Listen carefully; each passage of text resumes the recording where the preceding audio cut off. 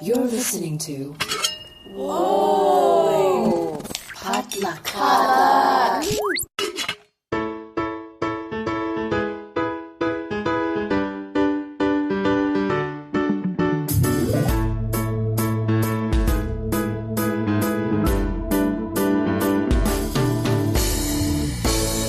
And welcome back to another episode of Books and Boba, a book club and podcast featuring books by Asian and Asian American authors. My name is Marvin Yue. And I'm Mira Yu. And you're listening to one of the top 21 podcasts to listen to in between reading books, according to the Oprah magazine.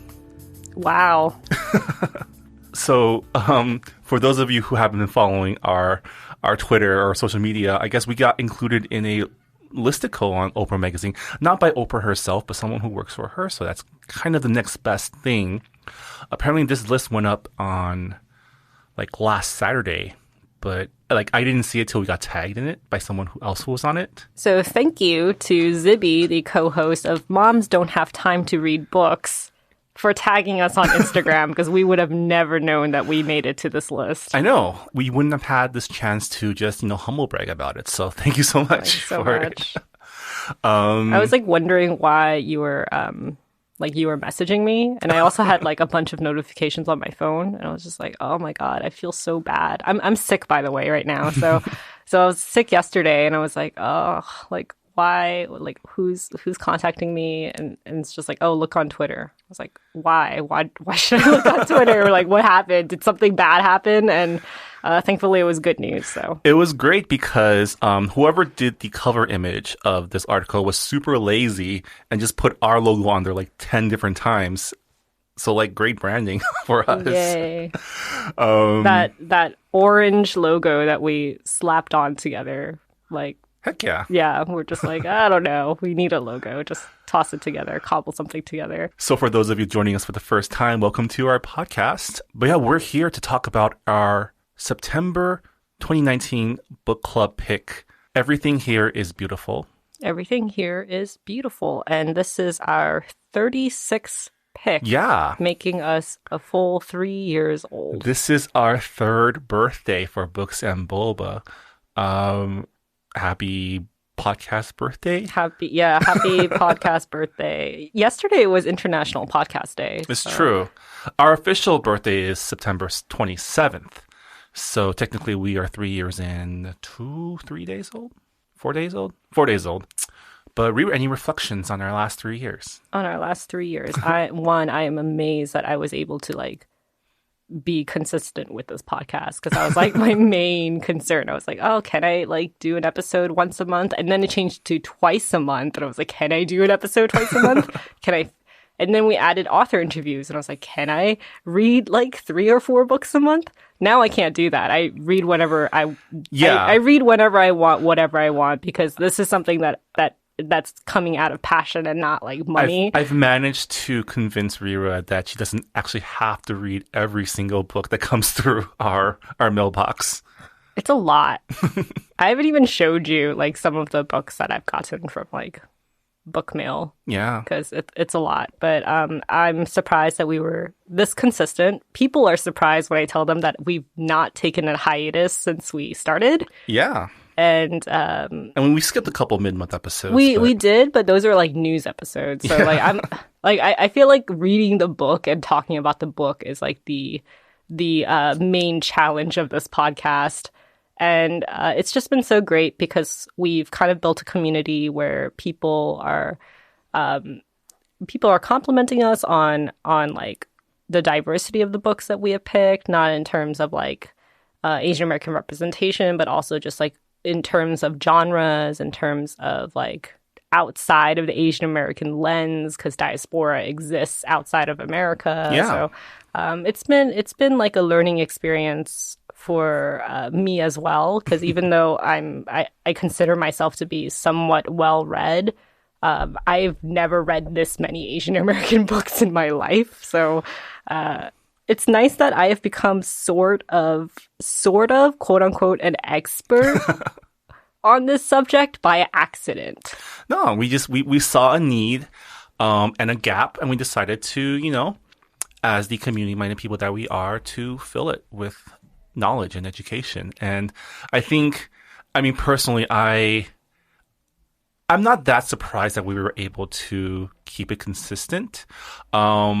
Mainly because you're a consistent person and I'm not. So this partnership has worked out quite well. But also, this has always been something that we wanted to do, which is really great. We were able to do something that we were probably like. For me, I wanted to do a book club, and then you just gave me the opening to start one via podcast.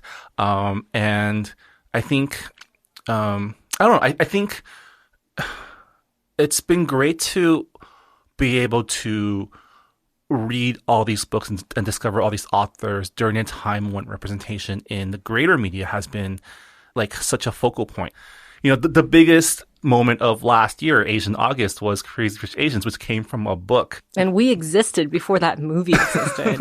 Like, I cannot believe that sometimes. I'm like, oh man, we were running a podcast about Asian American books before Crazy Rich Asians, like the big boom happened. Yeah. And To All the Boys I Loved before that happened. And you know, in the grand scheme of things, not even our favorite book in the whole in our whole run. So it's been great to see all these stories kind of flourish, to meet all these authors that are making it happen. And, you know, also really great to see some of the stories that we've read getting adapted into movies, TV, like, you know, Little Fires Everywhere is starring Reese Witherspoon and Kerry Washington. The Ghost Bride is coming out next year on Netflix. Pachinko is coming out on Pachinko. Apple. Like, all these stories where we can literally say we knew about it before it was big, right? I think we also have an advantage of working in the entertainment industry and knowing contacts, but yeah, it's been quite an interesting journey, and it's like we've read a lot of different books, and I am very, very grateful for everyone who has listened to us since like early days when we had no idea what we were doing. I still don't think we have an idea of what we're doing, but apparently you guys like listening to us, so thank you. I think we've gotten better. Yeah, I think we have gotten better. But thank you to everyone who's been following us since the beginning. Thank you to all of you who have joined us, who are joining us. And we hope to keep doing this because, as you may have noticed from our mid-month check-ins, these books aren't going to stop coming out. Nope. But with that said, again, happy podcast birthday, Rira. Yeah. And let's jump into Everything Here is Beautiful by Mira T. Lee. Yeah, I'll start us off as always with a synopsis off of the book check description, or in this case, the Kindle About the Book description. Two Chinese American sisters, Miranda, the older, responsible one, always her younger sister's protector. Lucia, the headstrong, unpredictable one, whose impulses are huge and often life-changing. When Lucia starts hearing voices, it is Miranda who must find a way to reach her sister. Lucia impetuously plows ahead, but the bitter constant is that she is, in fact, mentally ill. Lucia lives life on a grand scale until inevitably she crashes to earth. Miranda leaves her own self-contained life in Switzerland to rescue her sister again, but only Lucia can decide whether she wants to be saved. The bonds of sisterly devotion stretch across oceans, but what does it take to break them? Before we begin, I'd like to give out a content warning, as you've probably guessed from the synopsis. Content warning, chronic mental illness, mentions of, I'm not sure mentions of suicide attempts are in the book. I can't remember, but just a warning, tread carefully. Yeah, the book got pretty into these like really heavy topics.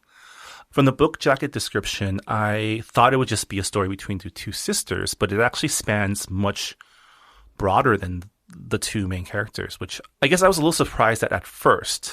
But then I think overall it created a more, I guess, holistic view of how mental illness kind of affects everyone, right? Yeah, kind of like how mental illness doesn't affect the person who is suffering from it, but it's kind of like a ripple effect. It affects the family, it affects family friends, and everyone copes differently. And it's really hard to make decisions for like medical decisions and also like living, accommodating situations. Like there's a lot of Yeah. of uncharted territory when it comes to mental illness and figuring out what the best course is. Yeah. She had like a combination of a lot of different psychoses. Like, Oh yeah. right? Like it wasn't like a very like clean diagnosis. I think what they said in the book was like schizophrenic disorder, but they mixed in like bipolar as well because they didn't really know what she had. And that seems to be very common. A lot of people have overlapping symptoms and like the research isn't completely there yet. Right. But it doesn't really matter in the end because like Yeah. it's affecting them, and no matter what name you put on it, it doesn't change how it's affecting the family and the person who is suffering from it. Yeah. So I guess right off the bat, I really enjoyed reading the story. It wasn't like, I didn't enjoy it as if I was having fun with it, but I enjoyed the story that this novel told and how it didn't, like, it simultaneously, like, it didn't vilify any specific person, but didn't exactly exonerate them neither.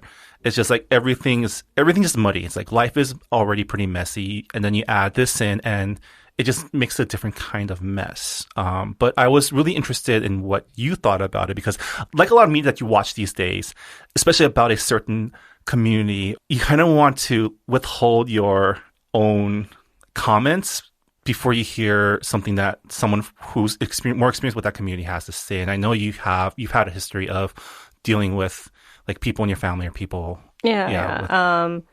For those of you who are listening for the first time, I suffer from clinical depression and anxiety. I have been hospitalized for it, and I have been hospitalized for suicide attempts. And amongst like my circle of family and friends, I've had people with bipolar disorder and people with dementia, which is completely different. But yeah, like I come from like, as someone who has been hospitalized and as someone who has seen other people hospitalized, it is like a very weird experience to have, a weird perspective to have. Normally, I would avoid books that tackle mental illness just because it, like, I don't really do well with that kind of like content warning. But the thing is, like, I've heard so many great things about this book, and usually I just have to be like mentally prepared to go into like a dark book. But like this book was surprisingly not as dark as I thought it would be.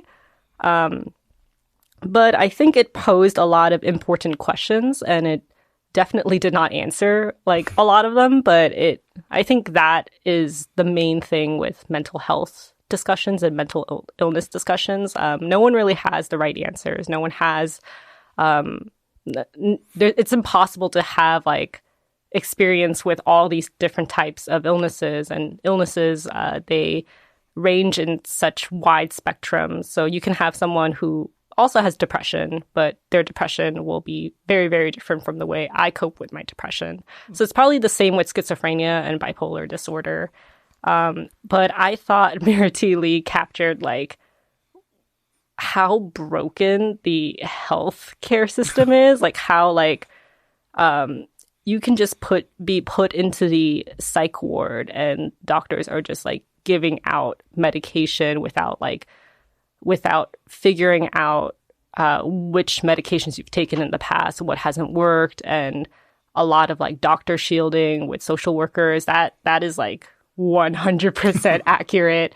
It was really scary reading that part when Miranda is trying to like get to the doctor, but the social worker is like, no, like that's not possible, and them kind of like negotiating ways to get Lucy to take pills. Like that was also like very, very specific to like my experience. So I was like, okay, that was done really, really well.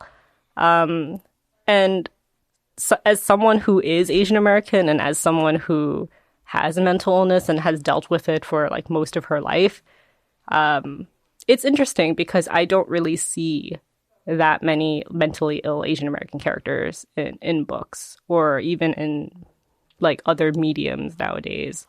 Right. I feel like in media, you sometimes see shades of like depression, but it's always couched in like friction with parents and feeling expectations and the anxiety of like school and things like Yeah, that. and that's Right. totally valid, and Yeah. it is like, it is a common source of depression and anxiety, but when it comes to like schizophrenia and like Yeah. bipolar, that's not really something that like sure, like stress from home and like family generation trauma will affect it, but it's really something that is like biological. It is genetic, and You don't see a lot of like clinical depictions of mental illness. And maybe it's just because, I mean, we've talked about this ad nauseum in all sorts of forums in the Asian American community, but the language around mental illness is just not there, right? Because it's still seen. And we see this in the book too, when Lucia and Manuel move back to Ecuador. Like, how do you talk about mental illness there when everyone kind of sees it like, oh, it's a curse, or it's like hand waved away as something not as serious, yeah. right? Or shameful. Yeah, and this is Yeah. the same thing with like Yona, like when Miranda is telling him that Lucy has to go to the hospital, that like they cannot take care of her by themselves, and it is like much, much more serious than just like living a healthier lifestyle can fix. But Yona is just like, no, doctors, like I don't trust them. They can't cure anything, Yeah. and like that seems to be like, correct me if I'm wrong, but that seems to be like a common trait amongst like immigrant communities. There is like this distrust for like the medical healthcare system in America, and just like how I, I kind of feel like it's carried over from their experiences in the old country, right? Because yeah, as broken definitely. as our medical system is, it's even more kind of corrupt and broken in other countries where there isn't as much regulation, where doctors probably are not as experienced or are using techniques that are a decade or more old, or even just it's just harder to get good medical care. So when you've grown up kind of not trusting medical professionals, period, even if the medical system is better, you still have that distrust that like doctors won't do anything for you because they've never done anything for you, Yeah, you know? yeah. And I mean, something that popped up a lot with Yona is this idea that doctors are just cracks. They're just in it to take your money, which, fair. I think what characters like Yona illustrate, as well as Manny's family from Ecuador, is also like when you don't grow up with like the vocabulary to describe mental illness in general, like you don't see it as an illness that you can treat. It's like, oh, they're just, throwing a tantrum, or they're just, it's easier to Yeah. It's dismiss it. yeah, it's right? easier to just write it off as like a lost cause. Yeah.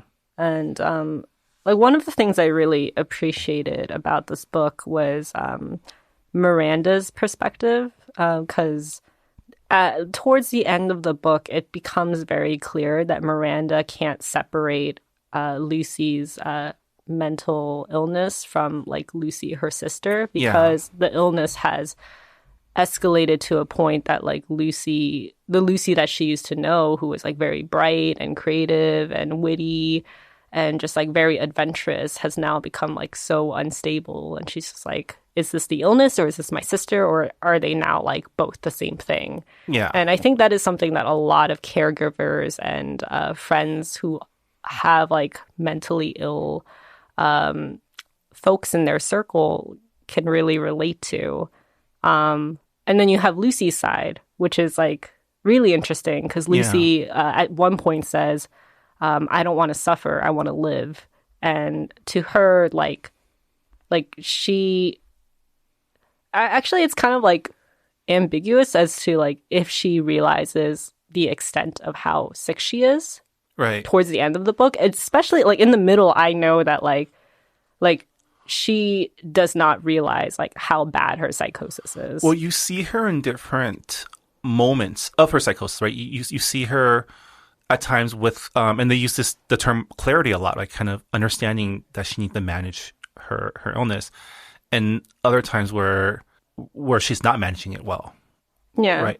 It's really hard to take sides in this book. I'm sure they're like you will lean more towards like one sister or the other in terms of like your own experience and your own like moral compass. But it was I thought it was like a really interesting way to put mental illness and caregiving in like this one like in this one picture. I don't know. It just kind of because it jumped perspectives and like it went from like first person to like omniscient point of view to like different characters that like you don't really see that often. Right. So it kind of like came together as like a kaleidoscope in a way. And like even with characters who aren't like with Lucy the entire time, like minor characters like Susie, whose lives are affected by Lucy's illness, even though they're like not, even though they're like not family and whatnot. So you can see like the ripple effects.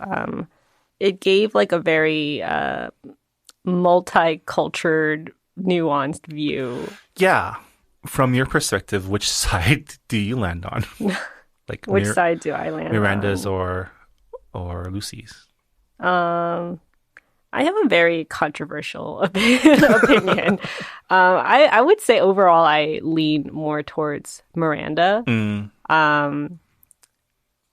But as someone who is mentally ill, like I can totally understand Lucy's point of view of like, oh, like my illness doesn't define me, and like I don't want to just live my life just coping with symptoms. I want to like actually live and be able to make my own decisions and have free will, even if it means that like my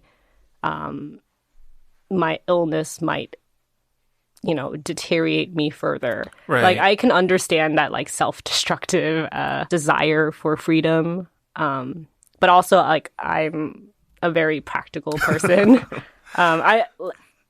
It's very strange because like every single psychologist and therapist I have seen in my life have told me that I am like one of their most self-aware patients. Like I seem to understand my own limits much, much better than a lot of like other clinically depressed people. So I land more towards Miranda's side, where it's like, you need to understand that you cannot do the same things as you used to be able to. You have to understand like how your mental illness is impacting those you love, and like those lines are going to get blurred. And like I like totally understand that, because you come from like a place of good intention. You want to like keep your loved ones safe. You want to keep them like, you want to stop this illness from making them, I don't know, less of who they used to be. Right.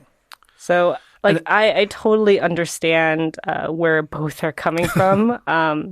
But yeah, like I think it was easier for me to lean more towards Miranda's side because Lucy made such reckless decisions. Like, she decided to have a baby, and I'm like, like, nah, no. Like, I am very, very firm on my belief of like, if you are not like, you should not have a baby if there are still like if you still haven't like figured out who you are yet, like, because that baggage goes like is passed on to the next generation. So I like, for me, it's like, get your shit together before you're a parent. Like I'm very firmly in that camp. And also like if you are, I don't know, mentally ill and disabled, like I feel like you need to be very responsible and very practical with your choice as a parent. Like, are you financially able? Are you able to manage your illness plus taking care of a child?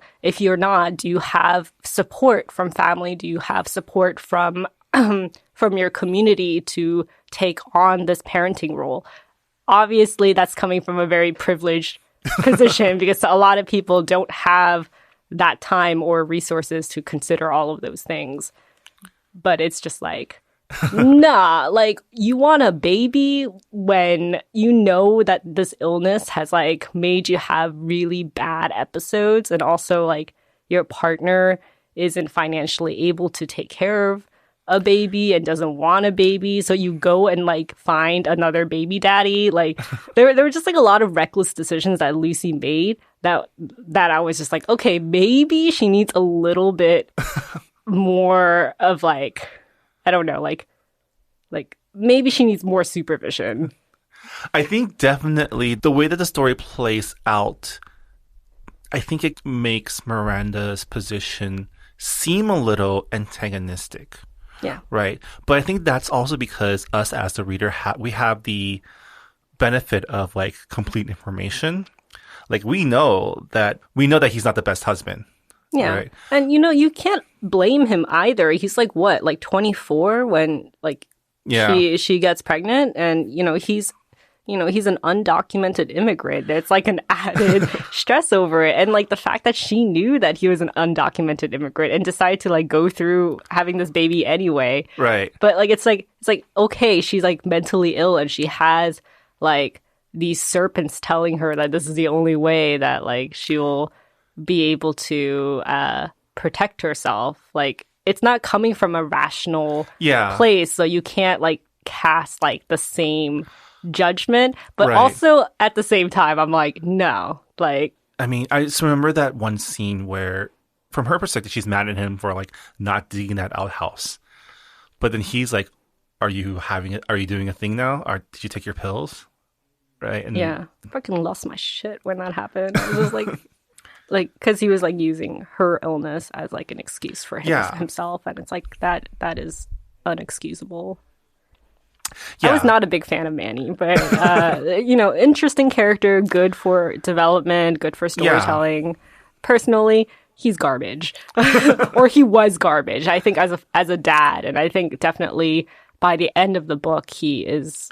Yeah, and I feel like you don't want to read it as an indictment on like people who like are more rural or provincial, because like you see his mom, right? Like his mom had Freddie who has Down syndrome, and everybody in the village is saying like, oh, like he's cursed, he's better off dead. But like the mom was just like, no, this is my baby, and even though he has this condition, like that doesn't make him less human. Yeah. So I feel like it's just like a matter of like being tied to someone who is of a marginalized community. I think like the main reason why this book is like very messy in terms of like, I guess, judgment is because you have a baby in the mix. You have someone who did not ask to be born. You have someone who, is completely innocent of their mother's like illness, and also like their father's like cheating and stuff like that. Like you have someone who is like completely innocent, and you have these people who are very, very flawed but have good intentions, and they're trying to make decisions for this baby. Yeah. So it's like you don't know who's right, but like whatever decisions each person makes, it's going to affect this baby's life. Right. And like, so Miranda's making this really like rash like intervention because she wants to protect not only Lucy but also Essie, the baby.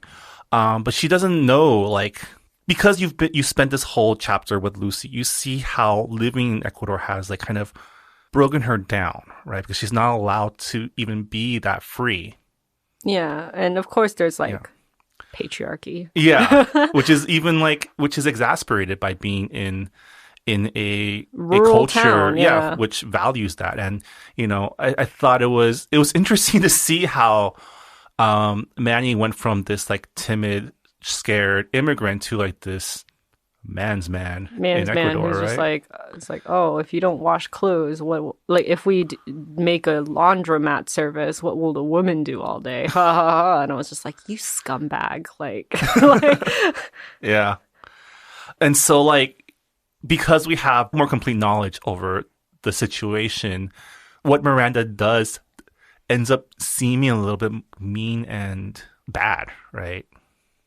I don't know. Like, I've never really seen it as mean. I've never really seen Miranda's actions as malicious. Unfair, I guess. Yeah. Like unfair, and also just like, like intense. You know what I mean? Yeah. Like, because Mira did a really good job like framing both sisters like stories and like how they grew up into the person that they are.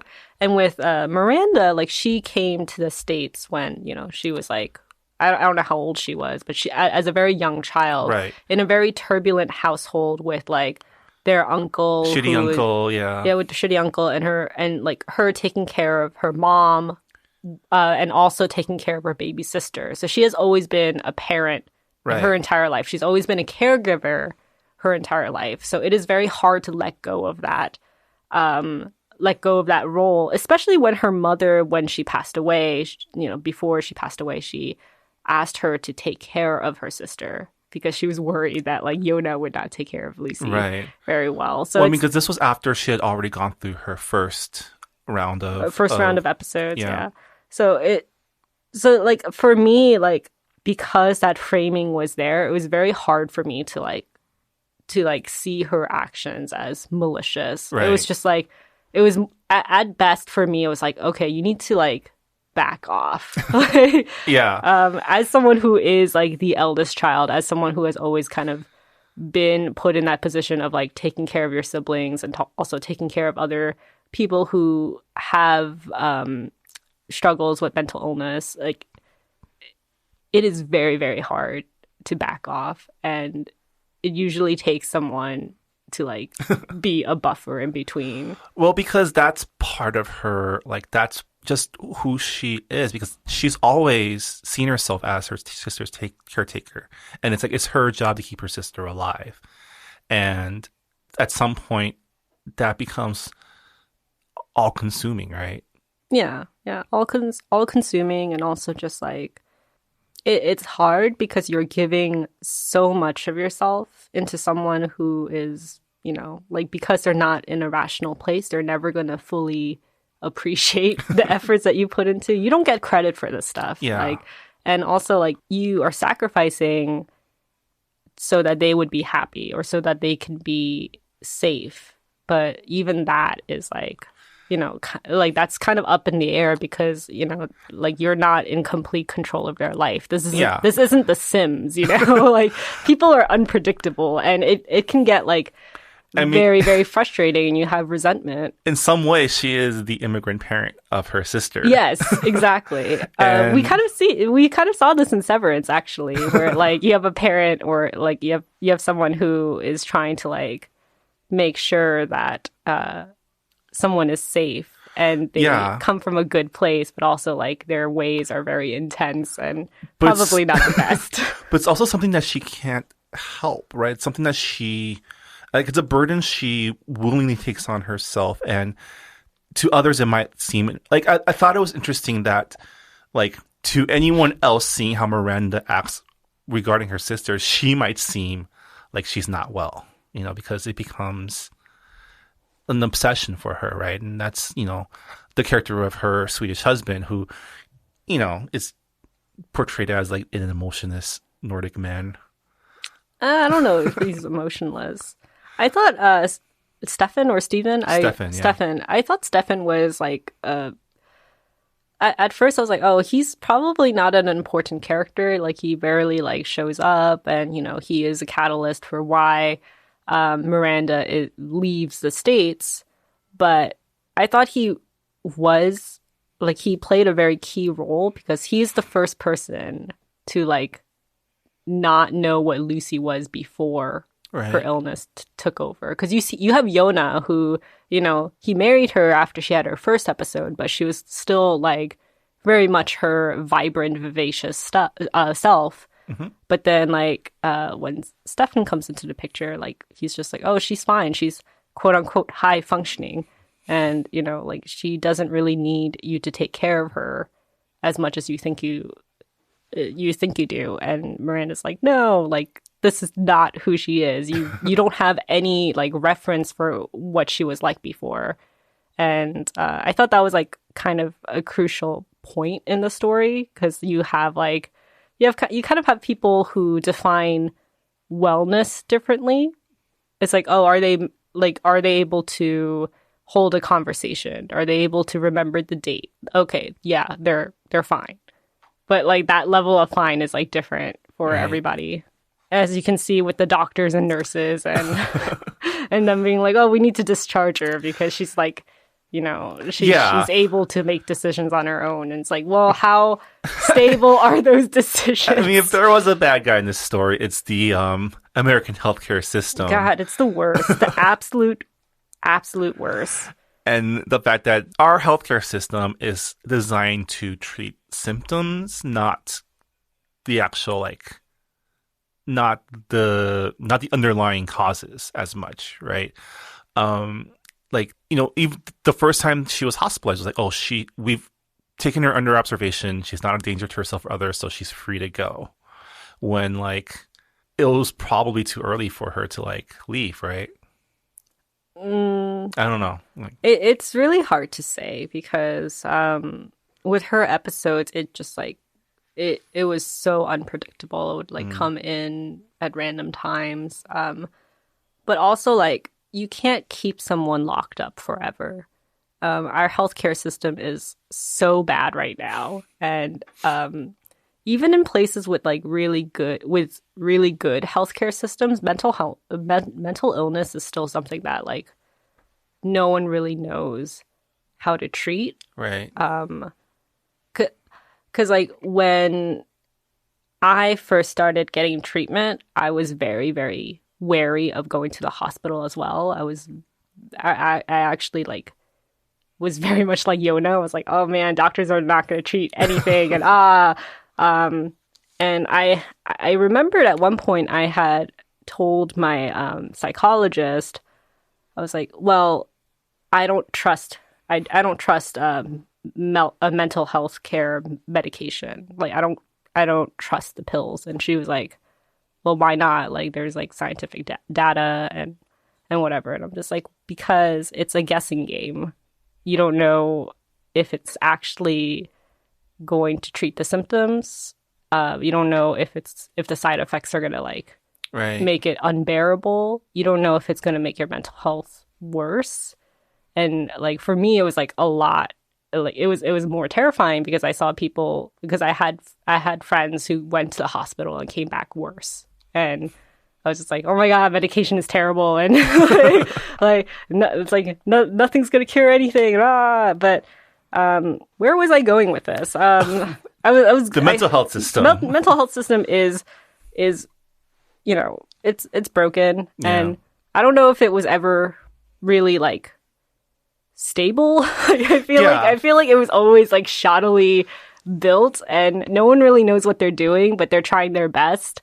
And it's frustrating because when the doctors who are supposed to know how to treat you, they don't know how to treat you because each illness is very different. It's not like cancer where they can give you chemotherapy and it's okay. And then there's also that bureaucratic layer of people just trying to process your case as effectively as possible and not maybe seeing your case as a personal thing.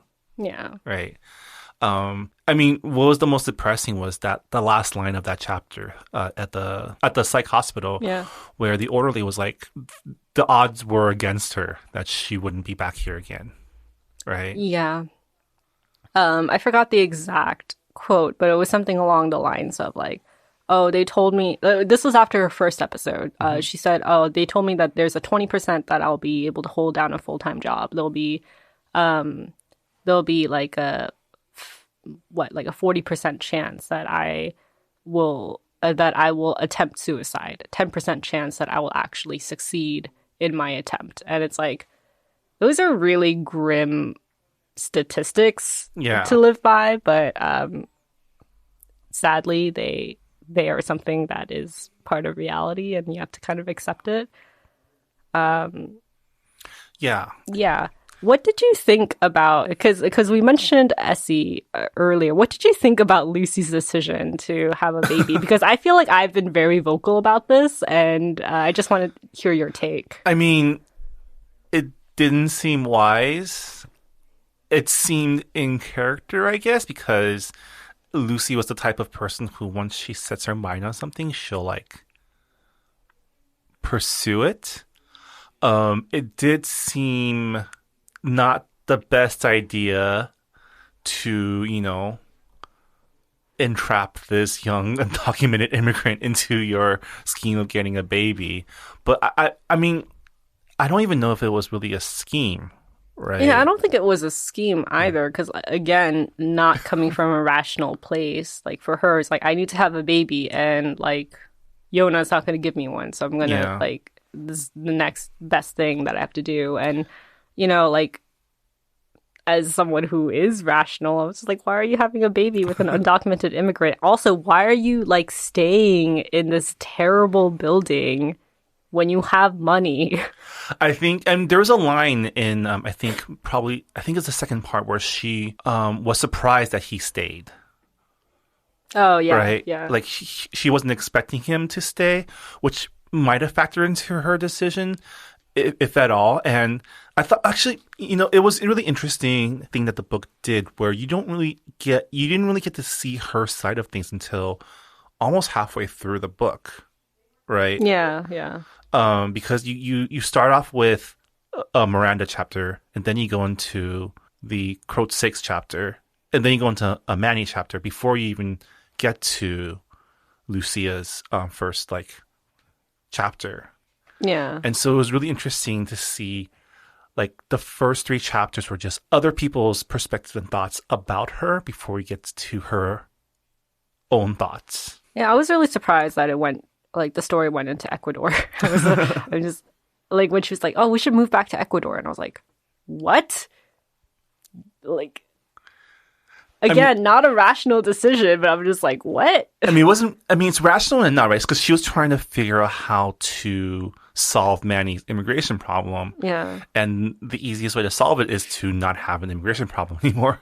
that would Manny stories was also pretty interesting because like you have he is also a caregiver before Lucia is even in the picture. Yeah, He is in America because of his younger brother who has Down syndrome and has a weak heart. And, his mom's like, you need to go to America and make extra money so we can afford surgery. Yeah, surgery.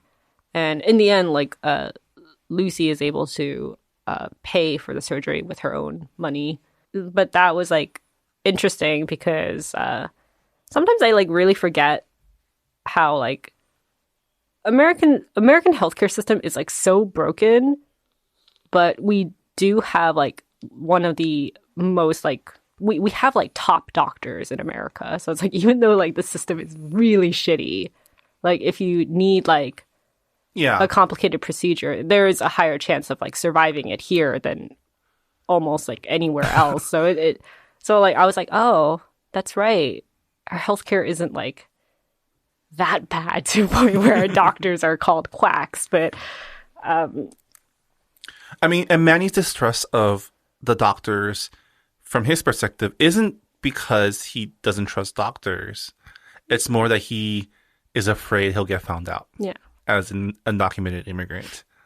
I found the breadth of experiences and perspectives really interesting because you see how different people deal with these issues. I mean, with Manny, it was a really interesting glimpse into like what someone in his situation has to do to survive, right? Like Yeah. living, like pretending to be cousins with like other migrants, taking under the table jobs, like redoing rich people's bathrooms. Yeah, there's a quote by Lucy and Miranda's mom who says immigrants are the strongest because they constantly have to rebuild. And you see it with Lucy. Lucy is never in one place. She's constantly like moving cities, states, in and out of hospitals. She moves to a different country. Yeah. Same thing with Miranda. She doesn't stay in one place either. And when she does move to Switzerland, she doesn't really quite belong there either, and she moves back. So there is this theme of like being displaced and trying to find where home is, Yeah. and trying to figure out who your family is, people who don't share your blood, but also like care for this one person who has this illness who has impacted your life, better for worse, but like that bond is stronger than just Yeah. being related by blood. And it was really sad to kind of see how far the two sisters drifted throughout the story. But isn't that normal with siblings? Yeah, I guess, but not to the point where like you don't even communicate with each other anymore. Right. I don't know. Maybe I come from a very dysfunctional family. But it's quite understandable with like Lucy's condition. What did you think about the ending, by the way? I didn't expect it to end with Lucy's death. Yeah. That was surprising. But I think in terms of what it does to serve the plot, I think it was an interesting wrinkle to throw in because now for all the characters, it becomes it moves from what are they gonna do about Lucy's illness to like kind of thinking what more could they have done, Yeah. right? And it was really interesting to read everyone's perspective because that chapter does go back to a third person omniscient narrator, like jumping to what everyone is thinking, and especially at the same time, right? Where the secrets that they kept from each other, from her, and also like the things that like they start playing in their heads their own culpability in what happened to her. Yeah. And at some point, like Stefan says, like you can't fight her illness forever for her, and it's like that was like a very, very powerful statement because like no matter how good your intentions are, of course there's like a good way to go about helping somebody, but there's only so much you can do.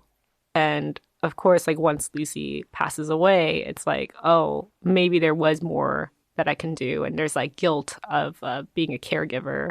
Right. And that seems to be like a common thing that happens. Not just in like taking care of people, but like, I guess like when you lose someone you love prematurely to conditions that you really had no control over. It's just like, could I have done something to have prevented it?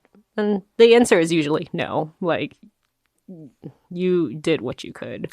Yeah. Yeah. And I mean, they left her cause of death. Like, I mean, you have like the cause, but like they left the reason she was out there, like in the storm, ambiguous, right? Because it seemed. Because it's like, oh, was she having another episode, and was that why? Was that why she went into a storm, or was she lucid at the time? And right. You know, did she just get lost and caught up in the storm? Yeah, and honestly, it doesn't really matter. Like, honestly, it's just about like how the people who cared for her survive with that guilt and move forward with Essie, like raising Essie as well. Yeah. I thought that scene was really, really nice with Essie and Miranda. The last chapter? Yeah. In Miranda's New York apartment. And I like the decision that like Miranda moved back to New York by herself. Mm-hmm. So she could like, because Lucy is gone and she's no longer a caregiver, like she has this time and this space to carve out who she is without like defining herself as a caregiver or as like somebody's sister. And it was really nice. I was really happy that like Stefan and her like didn't break up. Like he allowed her to have that space, and then their relationship was like, like it kind of strengthened from her like finding her own path. And then that talk with Essie, like I was like wondering how Essie would grow up. It's just like, oh well, like you're being raised in Ecuador and you're like mixed race, like you're mixed race. I wonder how people viewed her in her village, right? And like, is she fluent in English? Also, she has an American passport. Like what happens? There was a lot of questions at the end about Essie, but I was really glad that Miranda mentions that the mental illness, bipolar or schizophrenia, we don't know what it is. The diagnosis is unclear. That it's genetic. Yeah. And it's like, you have to be careful. And, you know, that's the thing that a lot of people miss. Because people can be like, oh, like mental illness, you can like fight it, you know?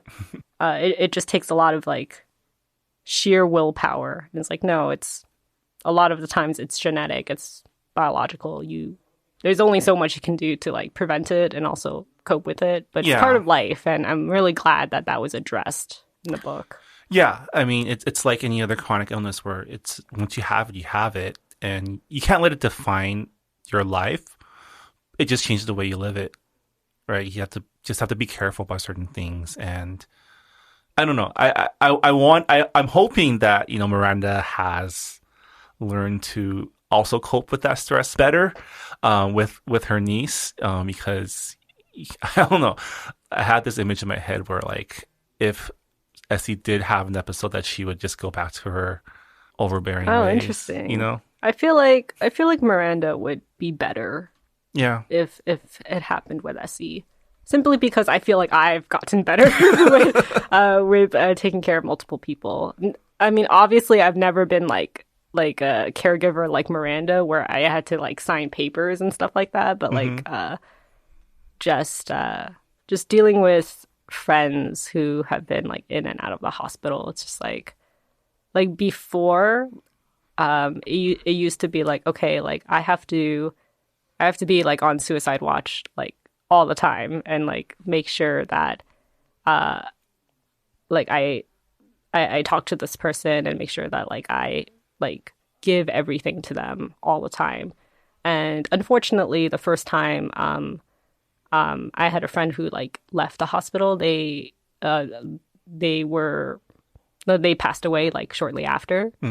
And that really was like a wake up call for me, because it was just like, okay, like I did everything that the pamphlets and stuff and counselors have told me as a friend I can do, but clearly this was not enough. And then the second and third time it has happened with like other friends, it's just like been a matter of just like learning. It's been like a learning curve. It's just like you find out like how much you can interfere, and like when to like back off, and that really depends on the person. So I'm a little bit more optimistic about Miranda because it's like once you go through it, it's like, okay, well, like you learn from your mistakes.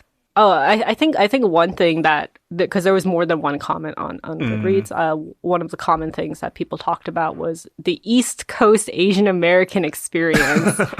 So in the forums, some of you guys have said like this book was very like East Coast Asian American. What does that mean? I think it's more like it's our second story in a row talking about like Chinese Americans in New York. Or New Jersey. Or New Jersey. And I think the East Village was a big character in this, like, and Chinatown, Mott Street, like. And like gentrification, yeah.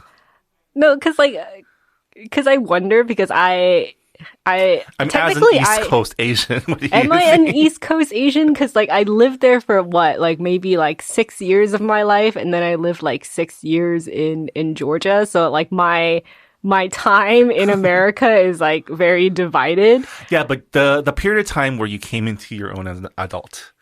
What does was that in mean? New York, right? like people say like your first home away from home is kind of where you develop a lot of your personality, like not personality, but like like your it affects how you develop as like an identity, guess so. right? Yeah, my first home away from home was San Diego, so I still consider myself kind of San Diegan in a way from like the time I spent there and like how it played a role in my development as an adult.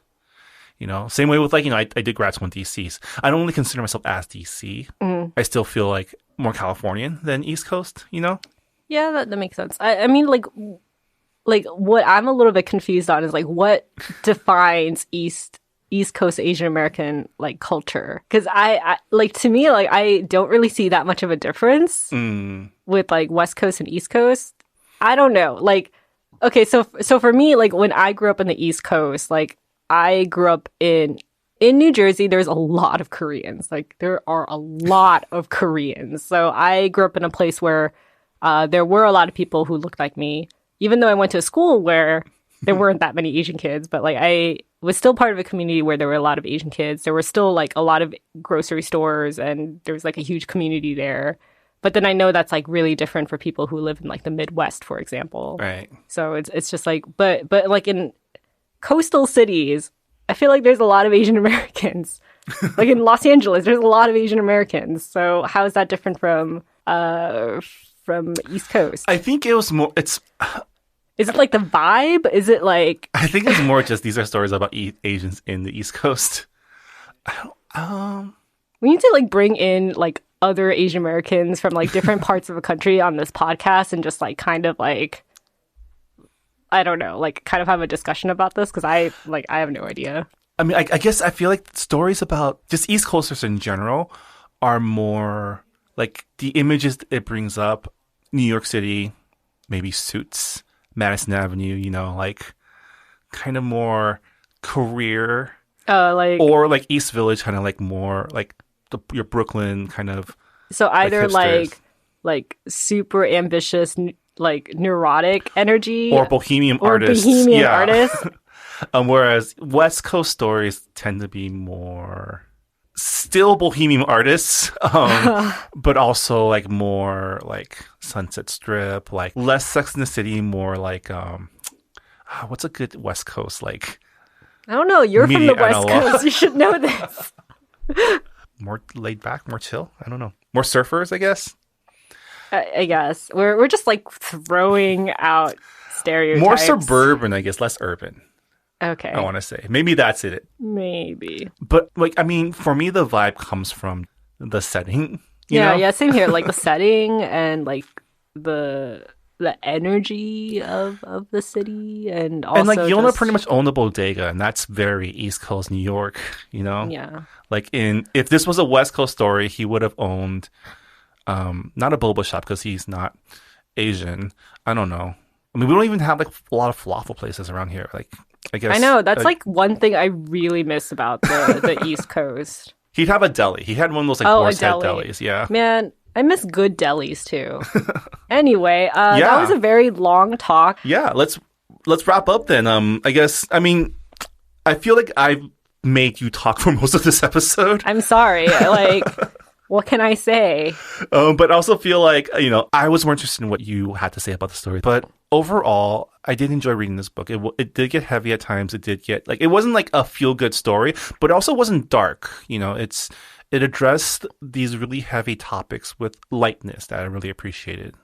Yeah, I think what I really appreciated about it was like it wasn't melodramatic. Yeah. Like I felt like it was very like clean cut. It's like, okay, no one is right, no one is wrong, but this is their perspective. These are like the shades of color. And like I really prefer that kind of narrative storytelling when it comes to something really difficult as like schizophrenia and bipolar disorder. And I really appreciated this was a story about mental health from the perspective of minorities, people of color, like marginalized people, because I feel like a lot of times you get these stories, but from like the stories about mental health, especially in like the, you know, the canon of American media, it always comes from the perspective of like rich white people. Yeah. Right. Yeah. I also like how this book isn't really like definable, because I wouldn't say that this book was strictly like a mental illness book, because there's so much like immigration involved, plus like family drama. I think at its core it's like a family drama. Yeah. So thank you, Mira T. Lee, for writing such a great book. Yeah, so I guess 10 boba cups for you, Mira T. Lee. Man, can we not do like quantifiable ratings? I guess thumbs up, thumbs down. Thumbs up, thumbs down. It was a thumbs up. Thumbs up.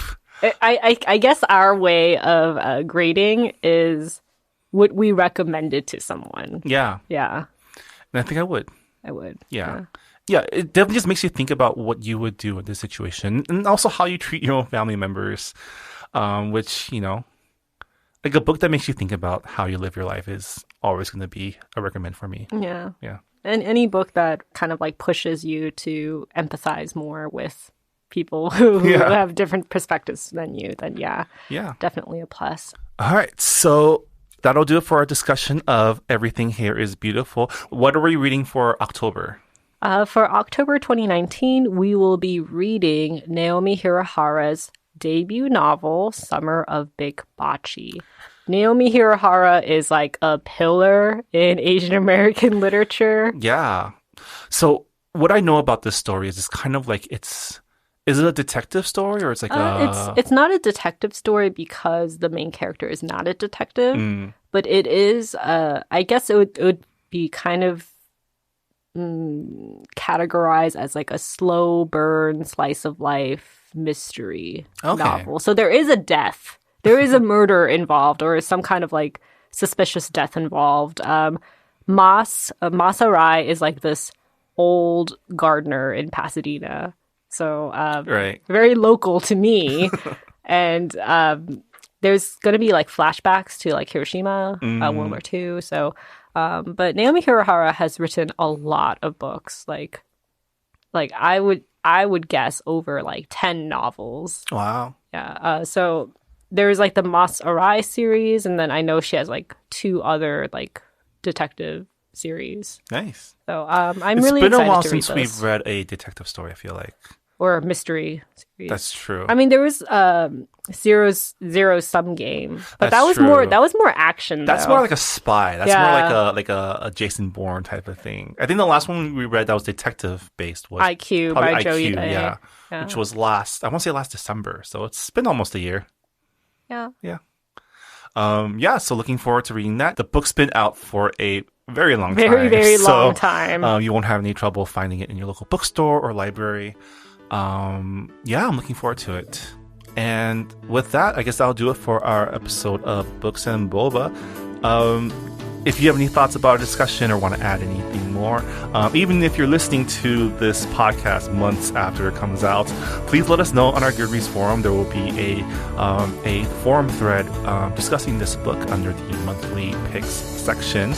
We always love to hear what you have to say. And yeah, with that, Mira, thank you so much for carrying this conversation. My throat hurts so much. All right. We'll see y'all later. Right, bye, bye. everyone. Thanks for listening to Books and Boba. This episode was hosted by Marvin Yue and Mira Yu and produced and edited by Marvin Yue. This podcast was recorded at the Potluck Podcast Studios located within the Visual Communications offices in downtown Los Angeles. You can learn more about Visual Communications and their programs such as the Los Angeles Asian Pacific Film Festival by going to their website at vcmedia.org. Thanks also to the Potluck Podcast Collective, a collective of Asian American hosted podcasts that Books and Boba is a proud member of. You can learn more about our fellow Potluck podcast by checking out the website podcastpotluck.com.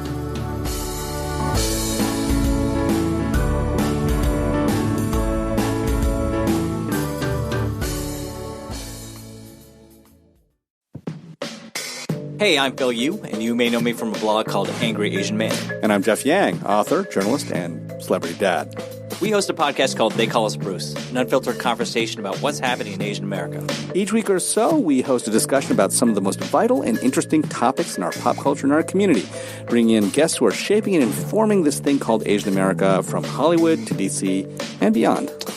We got media, entertainment, food, family, politics, representation. The good, the bad, the WTF of it all. So check us out wherever you get your podcasts or at theycallsbruce.com. Peace. Peace.